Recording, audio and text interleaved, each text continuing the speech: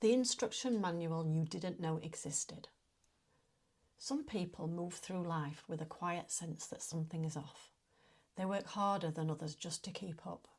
They rehearse conversations in their head. They copy behaviours. They feel exhausted after normal days. They wonder why simple things feel so complicated. But they don't have the words for it. No map, no explanation, no context.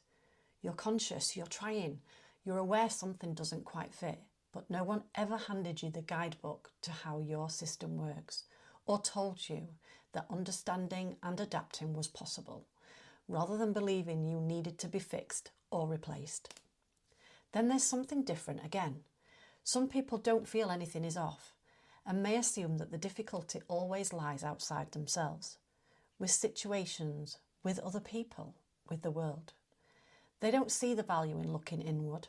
They don't feel the need to question their patterns. They don't always notice how they impact others. They may not recognise when someone else is struggling differently and may not feel ready to. This isn't about blame or fault. It's simply a lack of self-reflection, often learned, protected, or never modelled. At its core, unconsciousness is about whether self-reflection was ever made safe, valued, or necessary, not yet realising that there's more to understand about yourself and about others. Why this distinction matters? From the outside, both can look similar. Rigid responses, misunderstandings, difficulty adapting, emotional disconnection. But internally, they are worlds apart. One is searching for answers. The other doesn't yet see why there would be questions at all. Someone who is even slightly self-reflective can notice their own reactions, consider another perspective, acknowledge struggle, and be curious rather than defensive. Someone who isn't there yet often operates on autopilot, stays in action mode, minimises inner experience, avoids emotional complexity, treats problems as external only. Neither is right or wrong. They simply create very different relational realities. One makes space for understanding, the other keeps experience on the surface. And the late discovery moment, many adults who later discover they're neurodivergent describe a familiar turning point. Some are told they're broken or feel they're broken. But often the reality is that the way that they were living was unsustainable and their system finally told the truth. For some, recognition brings clarity. For others, it brings questions and a long overdue process begins. Exhaustion had a name.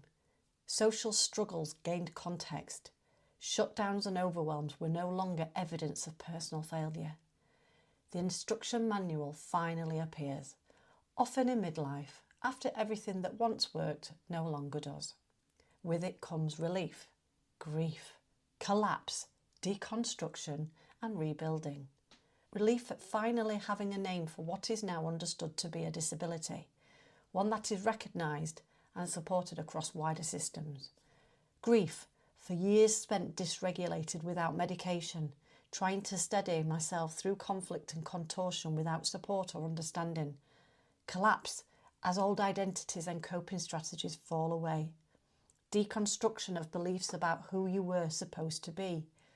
Rebuilding a life unconsciously created, slowly, carefully, into someone more aligned, more real, more free.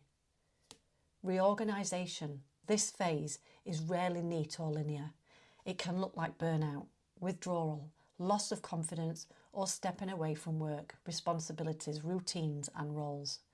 From the outside, it may not be recognised for what it is and can appear more chaotic than it feels from within. Inside it is a reconstruction, recalibration and integration. A system finally updating, a personality evolving, a self finally allowed to grow up, stepping back into the world, carefully picking up where life left off after everything crashed, discovering what fits and what works now. This is where many people need steady, informed support, not to fix, push or rush, but to make sense of what is unfolding, clarify capacity and find what fits. Because in that tentative re-entry, something important happens. Needs become clearer. Boundaries begin to take shape. Support becomes an essential part of everyday life. This is where real adulthood begins, not by age, but by self-knowledge. Why awareness of both matters? If you've lived without your own manual and grown tired of feeling like you're always getting things wrong, you'll know how lonely that can feel. If you've lived around people who don't recognise inner worlds, you'll know how invisible that can feel. Real connection only happens when we become curious about ourselves, stay gentle with differences in others, stop assuming that everyone runs the same operating system or had the same start in life. Not everyone can or wants to open the manual. Not everyone is ready to know there is one. But awareness spreads quietly, through conversations, through reflection, and through safe spaces to explore. And sometimes all it takes is one moment of recognition to change a life. If any of this reflects your experience, there are others who understand. Whether you're sensing something unexplained in yourself, supporting someone who struggles differently, or simply wanting to understand people more deeply, the first step is the same. Just noticing that there might be an instruction manual at all. Everything begins there. I work with adults and professionals supporting them, offering reflective, structured conversations that help people understand their inner experience, capacity, and next steps.